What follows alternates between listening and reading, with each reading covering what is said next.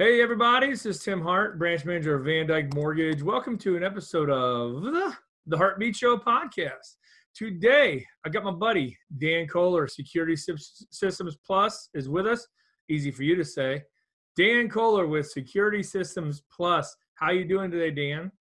I'm doing well, Tim. Thank you for having me on your show. Good. I've known Dan for a long time now. I've been in the same networking group for what's it been? How long have you been in our group? 7 years? I think it's been 7. Yeah, I'm 9, and you next month and do another year. There you go. So I've gotten to know Dan over a while here, and I brought Dan on because if you pay attention to the news at all, security is a big deal for people now, protecting their property, protecting their family. We all see the news, rioting and looting, not in Lee County, but you see it, across the country. So Dan has been doing security systems for a long time. So I thought it'd be cool to bring him on and talk about what people can do in their home, right? And to protect their property and their family. So Dan, let's go ahead and talk about, before we get into what your security systems really do, what have you seen, or how does a security system really protect your house? So let's get into that first. Sure. The way that they can protect your house is for a security system. All the doors and windows are generally contacted. They are contacted by either wireless transmitters that are very small, and they are all supervised. If somebody were to break in the house, it sends the transmission to the keypad or to the control panel. Then the control panel goes to alarm.com, which is at the central station then. All this happens within seconds. Everything is super. Someone breaks into your window, someone opens your door. In my case, it's usually kids or myself walking out the door, right, when it's set. Right. I do the same. The alarm.com automatically notifies the authorities. Exactly. Like I said, everything was supervised also. If you get a low battery on a transmitter, somebody opens one or takes one, it'll let you know. Also, it's got what's called smash and grab. Yours has the same thing. I don't know that I told you that or not. If somebody were to come in your house, the system's armed and they rip it all off the wall, and alarm.com does not get a signal that you shut the alarm off or it went into alarm, they know that somebody took the alarm off the wall or destroyed it or attacked it some way, and they still call the police. Yeah. And you. That way, there's no way around it. Right. Well, and then so now security systems, the way they have it is, I'm trying to find mine on my phone real quick, but you have alarm.com.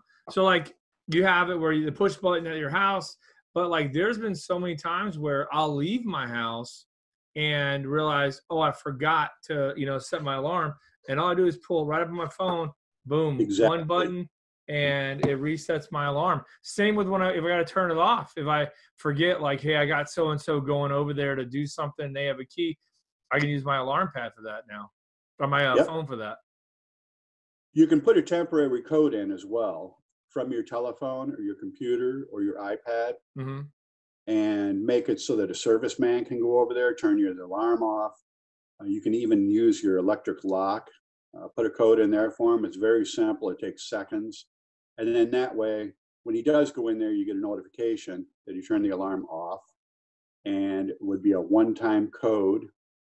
And same thing for the door lock. And then when he leaves, you know that he left. So you get a notification on that. Yeah. Now he's all done. So do you have any examples of how your security system has saved property or lives, or give me some examples of some things that's happened? Because you've been doing this for how long? 40 years. 40 years. I'm an old man. Security systems for you are like a moat back then, right? I used to work for a few other companies, managed a few. How'd you miss the moat joke, dude? That was a good one. The what? Yeah. Well, my moat dried up because we were in dry season. All right, there you go. All right, go ahead and tell. Sorry, give me some examples of when how it's it helped some of your customers or what you've heard. Okay. I had one customer that they came home. Somebody was actually in the house. They didn't have their alarm system on. They hit the panic button, and the police did show up. They left. The person was apprehended and arrested. Let's see. We've had other ones where the alarm system has gone off in the middle of the night. Somebody looks at their keypad and it said it was a sliding glass door. The central station called them and asked them if everything was okay, asked them for the password. They said, I don't know if everything's okay yet. Can you send the police over? So they sent the police over, and somebody tried breaking into the house. Obviously, they used a crowbar, bent the door all up. That way, I also had a customer, they had a heart attack, and they didn't have a telephone at the house. They don't need one for alarm.com or the systems we put in. They hit the medical button, and the ambulance, the police, the fire department showed up and saved them. So Wow. those are a few examples. Yeah. No, I hear you. What so like what are the major advancements you've seen so far happen with this with security systems? Okay. They used to just be one zone. Now they can be, I think, 128 zones, which I've never done any that large.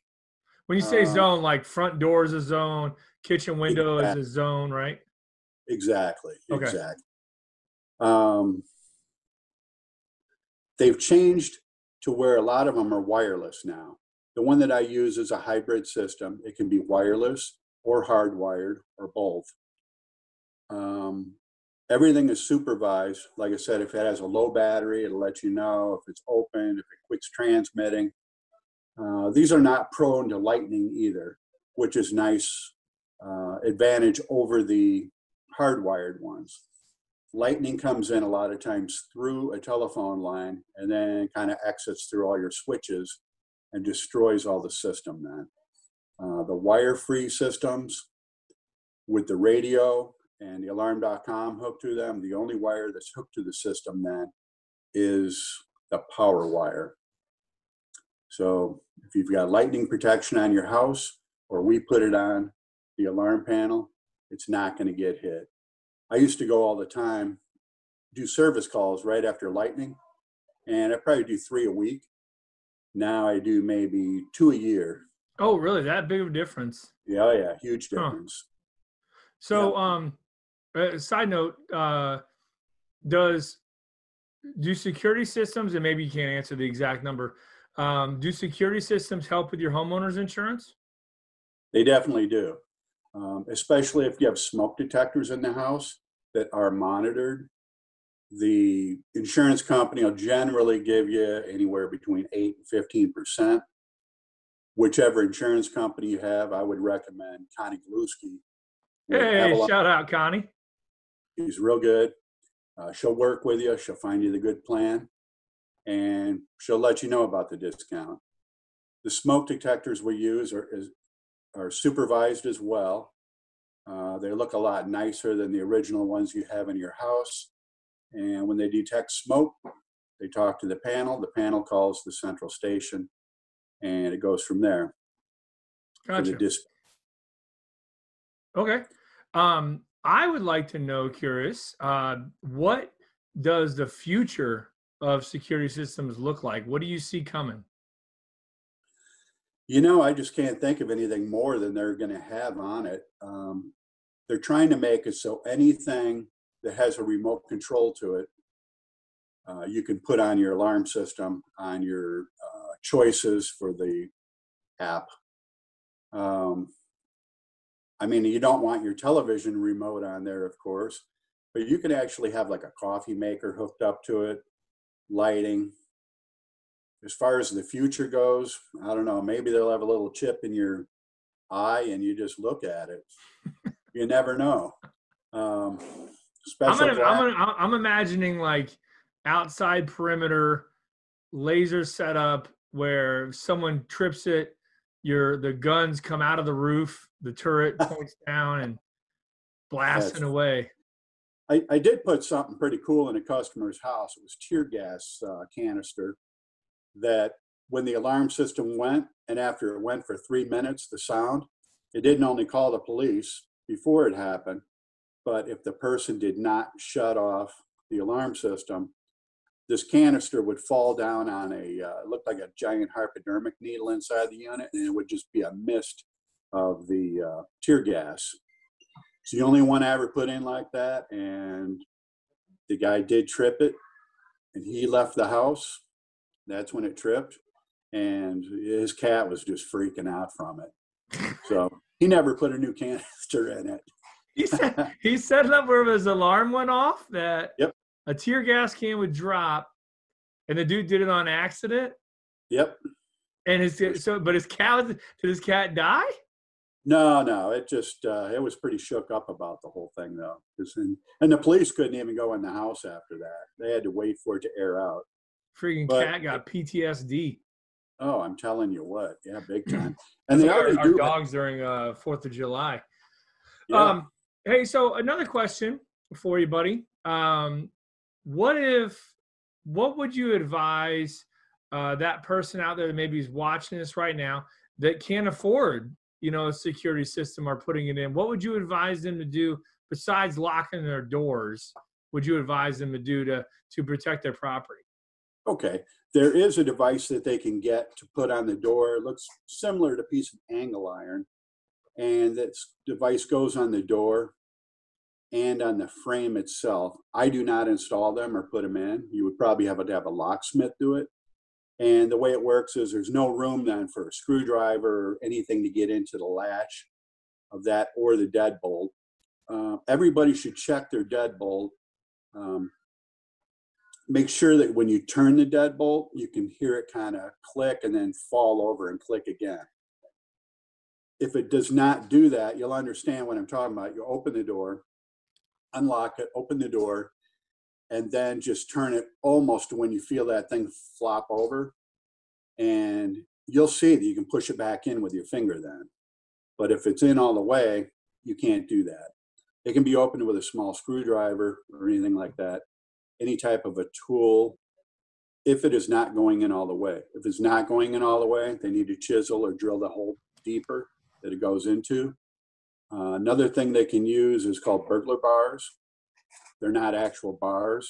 They're Lexan pieces that go on the sliding glass doors to prevent them from sliding. And they just simply hinge back and forth.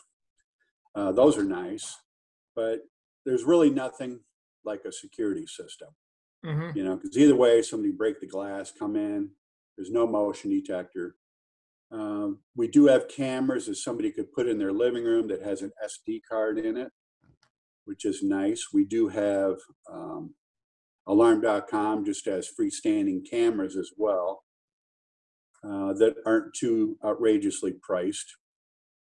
Somebody could even put a game cam in their house. And if somebody breaks in, it'll be on that SD card. Yeah, right. That movement. It's just a matter of they would have to, program it themselves to where it would record and then record over the old stuff so they don't forget to do anything. Now, you do the doorbell cam too, right? We do. Yeah. Yep, we do indeed. And that'll go to your phone instantly. It's similar to a Ring, but a little bit higher tech. It's got better resolution. There's no monthly fee on it. Of course, there is a monthly fee for the monitoring of the alarm, and then the cameras do go on there. So yeah, you do have to have a monthly fee, but that's for everything. Yeah, and that's really neat how that's kind of changing with police and people breaking into cars and things like that. Oh, yeah. Like those things are catching a lot of people. They do indeed. Yes, they do. So watch your back, criminals, if you're out there. Make sure you don't have a doorbell cam. Yep. And there was a doorbell licker going around, There was a what? A doorbell licker. The guy would lick doorbells. I heard about that. Remember that? Yeah, that was last year. Did they ever catch him? No, I don't know. They should have got his DNA off those doorbells. So yeah, he probably stopped doing it since coronavirus. Probably. He's not out licking doorbells. I'll say, Another hey, Dan, issue, how bad, dude? How bad would that be? Like if your favorite hobby was licking doorbells, and now the poor guy can't do it anymore because of coronavirus. He's just oh man, he'd have to say a wipe prayer them for all, him. Say a prayer. wipe them down first, I guess. He shows up with wipes before he licks your doorbell.